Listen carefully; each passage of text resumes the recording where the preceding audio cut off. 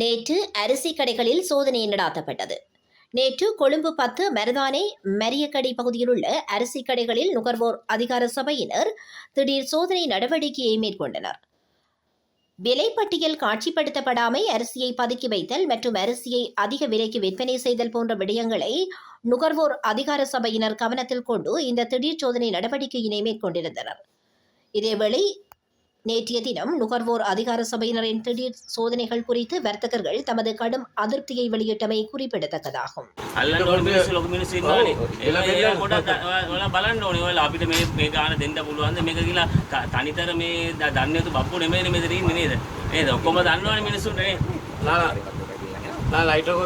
අසාධාරණ කරන්න සාධාරණ කරන්න කාට වුණත් හරි මේ රස්සාව කරන්න අපිත් කියලා ජීවත් වෙන්නේ මේක ඊයේ තමයි පිටරවල 80ක් ගෙවලා ආවේ.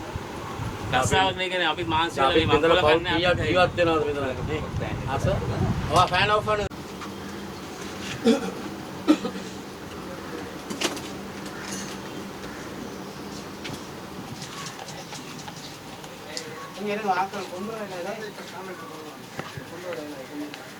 முட்டை பெட்டியை வைங்க மெட்டியை எம்டியை மாட்டி இறக்க சென்ன அப்பா